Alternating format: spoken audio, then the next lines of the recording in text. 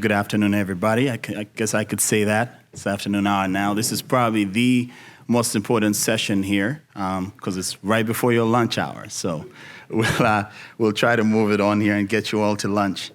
So the topic we'll be covering today will be Infrastructure Lifecycle Management. We're excited to be here to talk about this pretty important topic. Prior to doing that, we'll kick it off with some introductions. Again, my name is Ivan Mitova with Trimble. So I'll let the panel introduce themselves. Joe, I'll start right with you, and you can go down the line of the introductions. Sure. Hello. Joe McHugh. I'm a GIS manager at the Chicago Department of Aviation. Very glad to be here today. Chicago Department of Aviation manages O'Hare and Midway International Airports. Maybe some of you flew in recently to one of those airports. I've been working there for about 5 years. Prior to that, I worked at the natural gas company here in Chicago called Peoples Gas. GIS has been kind of my key career choice. I also studied meteorology in college. So I come from a geography background, and now I am trying to apply that background at the airports and managing all of our infrastructure assets, and that's what we're here to talk about today, so looking forward to it. Yeah. Thank you, Joe. There we go. I'm Zachary Lewis with the Connect Chicago Alliance. We are the program management office. Our client is the Chicago Department of Aviation, specifically for the implementation of the ORD-21 program, which will involve the construction of 3 new satellite concourses at O'Hare, as well as a number of several hundred capital improvement projects over the next 8 to 10 years. I myself am a technical specialist for Connect Chicago, focused specifically on digital delivery, which is the delivery of any sort of models and designs that are created by the designers for the program, turned over to the contractor and eventually to the client, which will, in the long run, populate a asset management system. Yeah. Thank you, Zach. Aaron. Yeah, good afternoon. I'm Aaron Ford. I'm with HNTB. We're an employee-owned infrastructure solutions firm. If it moves people and/or goods, we help to partner with departments of transportation, aviation, rail, port authorities, toll, turnpike agencies to deliver their largest and most complex infrastructure programs. I specifically lead our PMCM and Enterprise Digital Innovation Solutions Group, helping to bring the right levels of technology and digital innovation to deliver these programs as efficiently, effectively, and safely as possible. Currently supporting and working with Joe and Zach on the O'Hare TAP program and supporting the collection and dissemination of their base mapping data and infrastructure, and working to support that with their larger enterprise asset and GIS initiatives. Yeah. Thank you, Aaron. Thank you, Aaron. Rick. Good afternoon. My name is Rick Niederstadt. I am the Capital Program Support Manager for the Milwaukee Metropolitan Sewerage District, so just a little bit over an hour north of here.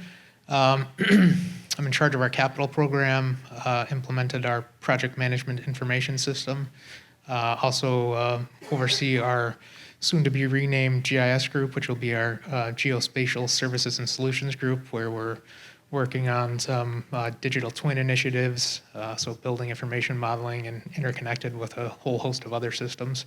I've been at the district for about 20 years. We do obviously a variety of wastewater collection and treatment, also do flood management, and quite a bit of green infrastructure and a variety of other projects. So happy to be here, and we'll hope to keep you entertained until lunch. Thank you, Rick. And then just a little bit of a quick intro on myself and background on myself. So again, name is Ivan. Been at Trimble here for the little over 12 years now. under the eBuilder product line. So Trimble provides solutions for the owner and public sector space to basically help along and manage when it comes to infrastructure management. So we have 3 solution sets, eBuilder being one of them for the construction project management piece. And then we also have a tool named CityWorks for asset management for municipal government. And then lastly, we have Agile Assets that provides asset management for the transportation sector.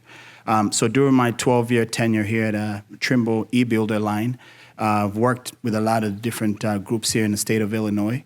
We have from the State of Illinois Capital Development Board to Illinois Tollway that probably a lot of you all drove on today, all utilizing our eBuilder tool line to manage the projects from planning through construction, and then down to all the various city agencies here, be it Chicago Public Schools to MWRD, and all the different groups that, CTA, I could go on and on. So headline here is a lot of different groups here in Chicagoland are using our tools to manage their life cycle projects.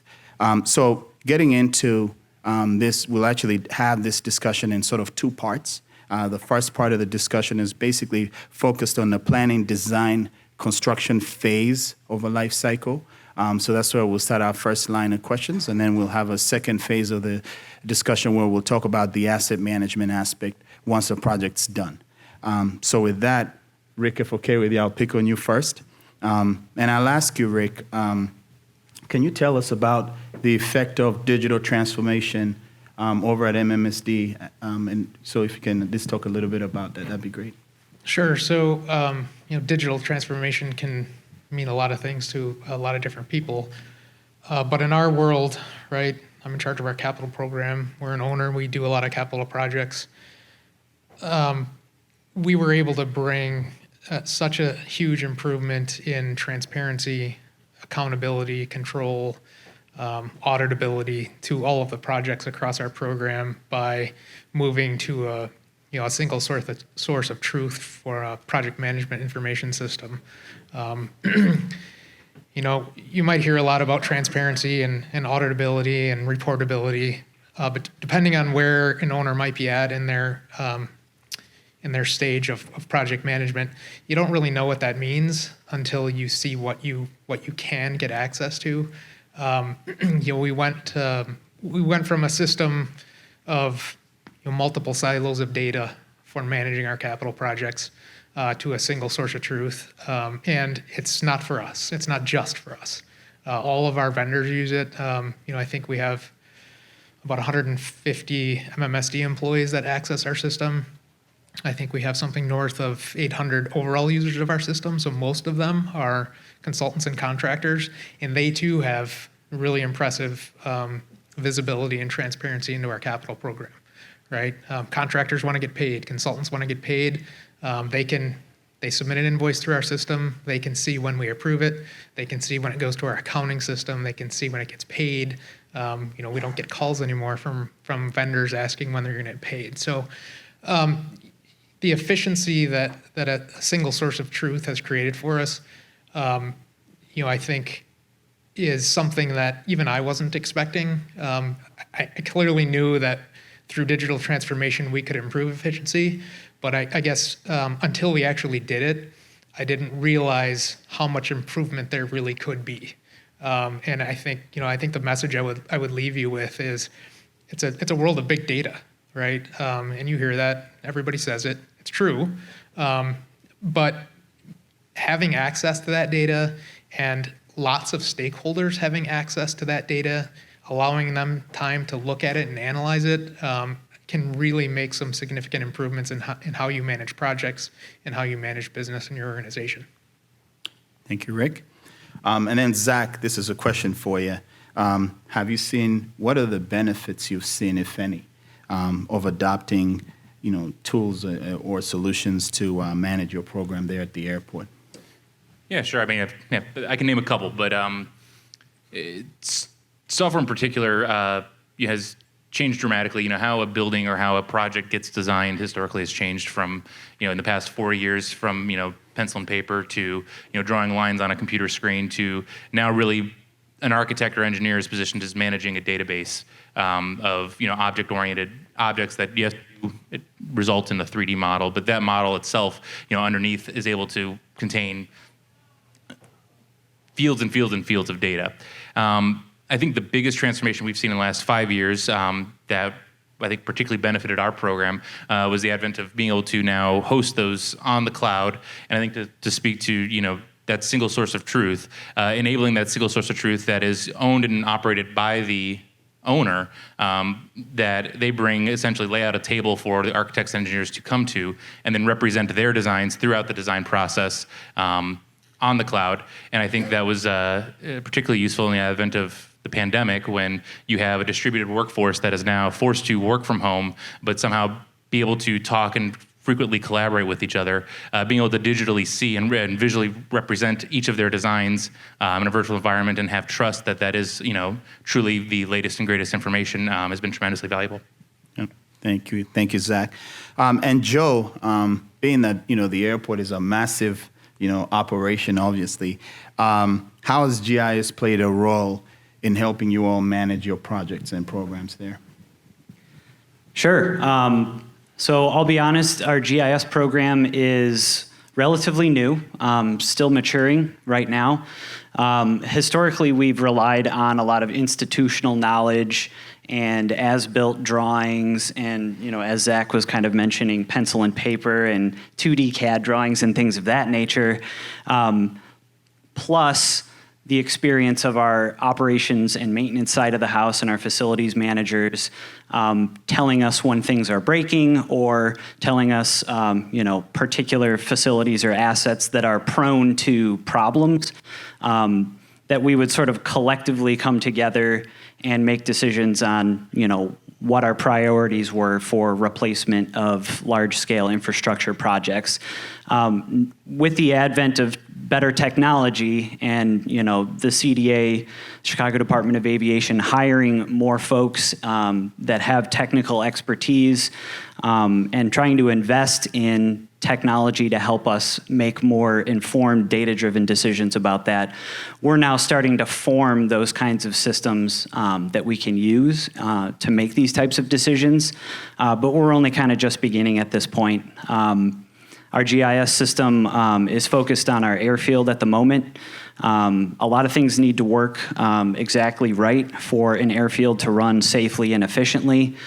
There's a lot of pavement, lighting, signs, things that become really important at night or in interesting weather conditions. All of that needs to function perfectly or close to perfectly, and we're going to start using our GIS system as the single source of truth to track all of our airfield assets, which we also have to report to the FAA, who regulates us, to make sure we are taking care of those assets. So because of that regulatory compliance, our airfield is kind of our top priority at the moment. So we'll be tracking, any particular issues that or patterns that recur in the airfield, and we will make decisions for projects and capital investments focused on our airfield first, but then we'll be looking toward our underground utilities all across the campus, and then our focus is going to be shifting to our buildings and indoor assets. Zach had mentioned earlier that at O'Hare, we're embarking on a major terminal redevelopment project. It's actually a series of projects. So we're going to be expanding our terminal facilities. With that is going to come not only the buildings themselves, but all of the 3D models and the data that describe those buildings. So we need to ingest that into systems like GIS and an enterprise asset management system to help us take care of those things. So, decades into the future, we can look at, where issues and patterns are recurring most and, use that to inform our capital reinvestments, decades to come. Mm-hmm. Thanks, Joe. That's really helpful. And then, Aaron, in terms of, where you see the industry headed, where do you talk a little bit about how design and construction management plays into all this from your purview? Where do you see the industry headed here? Yeah, good question. I think it starts at the beginning, to be honest. And I love the terms, a single source of truth or a common data environment. But and being able to be transparent and accountable with the information that's provided. And I think that really starts with having consistent quality data that you have confidence and trust to be able to make those informed decisions. You want to put good data in front of the right people at the right time, and then you want to be able to make really critical decisions off of that information. And that starts with standards, that starts with consistency in how that data is collected. On large programs, we see multiple contractors within organizations, we see multiple projects with different contractors and agencies. And so really working to establish, to create the right standards and expectations, the right digital and data governance policies and plans for how that data is collected, so that it's collected consistently and timely across all of the agency's projects is critical to help support that wealth of data and knowledge that can be derived from it.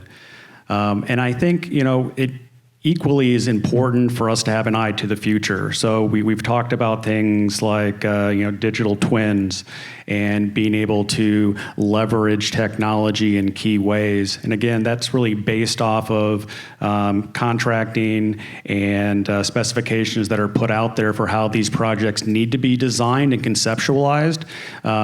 BIM, digital twin, shouldn't be an afterthought. We don't want to take and shouldn't be advocating for 2D files and then placing that onus on the owner for them to convert that into an asset management system. Those specifications and contracting language and mechanisms should be in place so that from design all the way through to completion of the project and then turnover into operations and maintenance is a continual BIM modeled process. So taking a model first approach instead of a traditional design or 2D approach is critically important to help serve that end in mind, so that what is truly being delivered isn't just the infrastructure that's been built, but it's digital equivalent that can be used for ongoing operations and maintenance and asset management of that infrastructure and that asset that's been put in place. So I think that's really where we see the industry going. I think we also need to have standards and practices. We need to have public-private partnerships. We need to have collaboration across the industry and the agencies to help define what that right looks like and what those standards are, and then to equally help to influence the vendors and the software and the technology that's out there to help support the verification, validation, and adoption of those standards to be able to leverage and be transparent and accountable for the action of that data and information. Thank you, Aaron. All right, so now we'll move into the second part of the discussion where we're focused on the operations and management of the capital assets. So we talked about the first part, sort of the early on phases from planning through construction. So now moving into this second part of the discussion, Joe, I'll pick on you first this time. So when it comes to assets and facilities management, what are you seeing as the biggest challenge there, Joe, from your purview? Sure. People, I think, is the biggest challenge. I think you'll find that all of us on the stage here think, data and the software that we're using to look at the data is cool. People, like us, enjoy that sort of thing, but not everyone sees it that way. And even more so, we're sort of representing one type or one arm of the business, and there is a whole other side of the business on the operations and maintenance and facilities management. Fleet management has been mentioned today. The people that are using the things on a day-to-day basis, performing maintenance repairs on the things on a day-to-day basis, inspecting the things. It's a different arm of the business entirely, and I find the greatest challenge is reaching over and communicating with that side of the business, making sure we see eye to eye about things, and sort of basing our decisions in collaboration, together, so that the tool is useful to them. Right? We can purchase a tool or deploy a tool anytime we want, but we want the thing to be useful and we want it to live on and we want it to get better over time. So we need, this collaboration of people to come together to work on this. Yeah, maybe that's a simple answer, but it's really not that simple. Both O'Hare and Midway airports are very large airports. O'Hare in particular, we've got thousands of employees that work for the city of Chicago at both airports, and we've got tens of thousands, maybe even hundreds of thousands of vendors and contractors. We all need to come together in order to accomplish something like this. So it's actually a huge feat, getting all the people together and, making a decision or a series of decisions that are actually going to be helpful for everyone. And of course, we can't forget the public and people that actually use the airport. That's what it's there for. So we want the airports to be useful and an enjoyable experience for everybody. So if you walk through the airport, if you fly through the airport, we don't want you to see leaking pipes. We don't want you to see a bunch of construction happening on the airfield that looks disorganized. So we care about the traveling public just as much as we do about our, own employees and our contractors and vendors. It's really this kind of balancing act of all of the people to make it a useful, utility and miniature city, really. Gotcha. Thanks so much. That was very helpful. And Zach, in terms of the airport, and we know the airport has big plans for addressing asset management. Can you tell us what it'll take for this sort of digital transformation to be a success there as it relates to asset management? Yeah, I think we're currently defining what success means, but are maybe constantly redefining it. But we have had several sets of easy wins, and I think I would advise any folks in this room that are in the owner's position, procuring capital projects. There's easy wins that I think the CDA has done that have been successful, such as procuring a common data environment, hiring individuals to really implement that common data environment, and I think having an understanding that the information that's being produced as a result of these these capital expenditures is almost as valuable as the thing itself that's being installed. And so having a system that is owned by the owner, not something that is procured as a service, and then appointing the right staff to maintain those systems. I think in the world that I live in, the building information modeling world is primarily where I come from.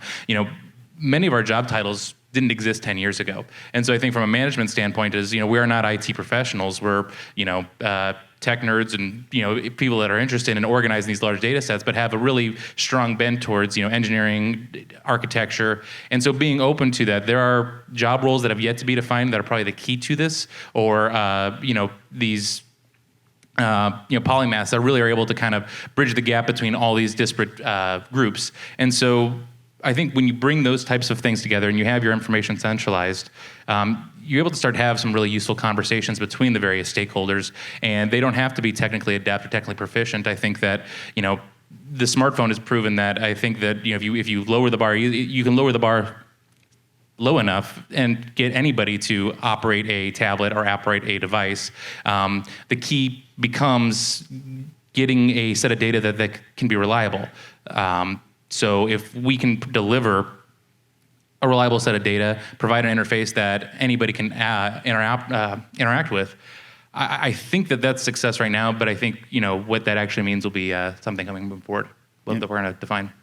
Okay, got it. Thank you so much, Zach. And then, Aaron, have you seen HNTB clients take on asset lifecycle management? Yeah, absolutely. I think it's something that is a continual state of evolution for the agencies that we work with. Either they have asset management life cycles that are in varying stages of development or redevelopment.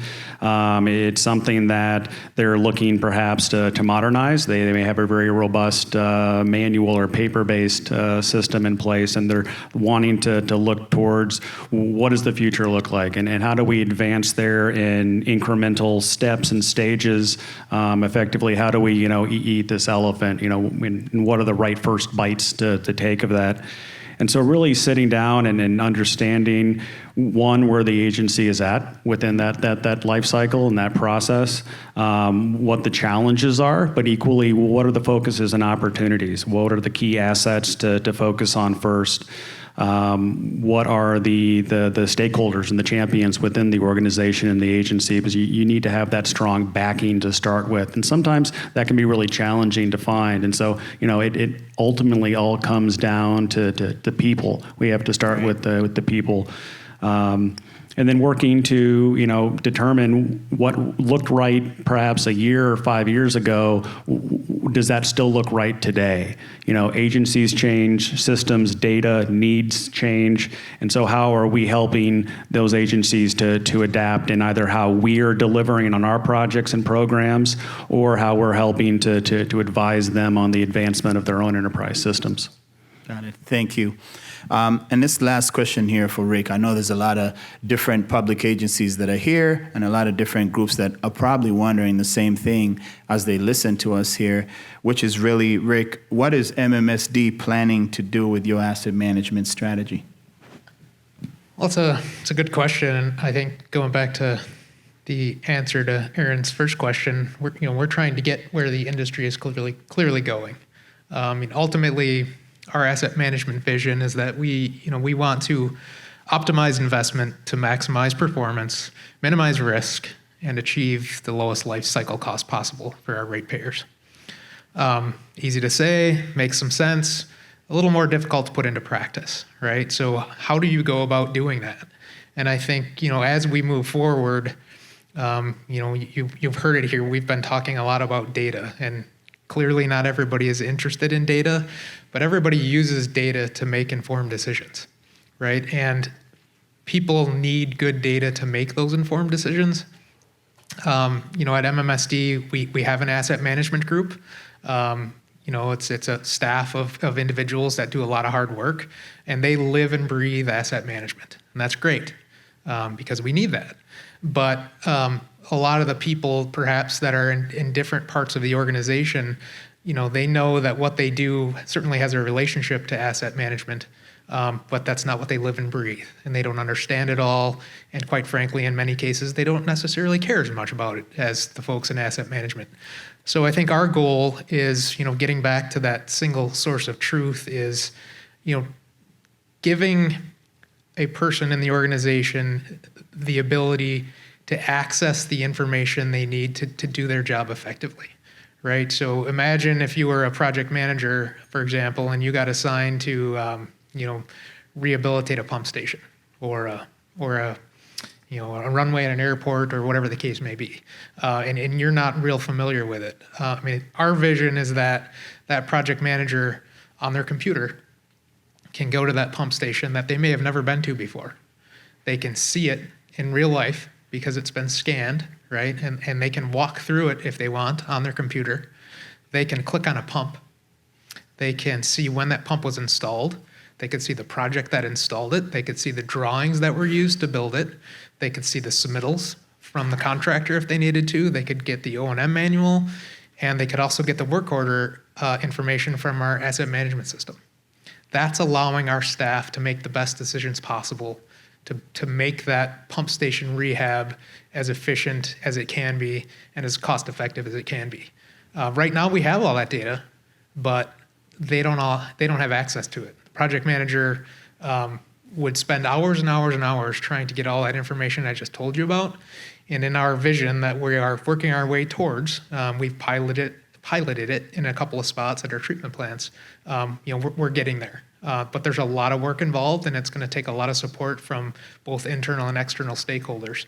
But at the end of the day, it really comes down to making the information available to the people that need it, when they need it, so they can make informed decisions. And the data's out there. I think it's our job, and depending on your spot in the organization, it's all of our jobs to make sure that we can help support making that information available.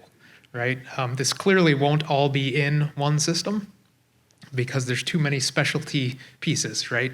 But when all those systems can be interconnected and talk together, well, now we've created that as close to perfect world as we can to really make things as efficient as we possibly can. Thank you, Rick. Anyone have any questions? I know we're holding up your lunch, so we're trying not to hold it up too long. All right. If there's not any questions, we'll be around during the lunch break. And I'll probably end this by saying that I know when you listen to a lot of these folks in the room might hear about digital systems and technology and think it doesn't apply to them.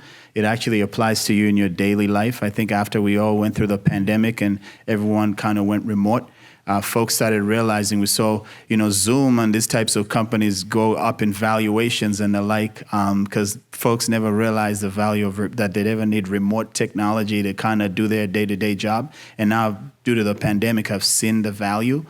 So the headline here is that this does affect you. This having technology and using technology could mean a lot of labor time saved. Where your folks out running in the field doing a lot of duplicate effort. And if you had software systems, they could actually save them a lot of time so they could do sort of their value work. So just wanted to highlight that to keep that in mind for everybody. Thank you all for the opportunity. Ken, we thank you. And then thank you, panel.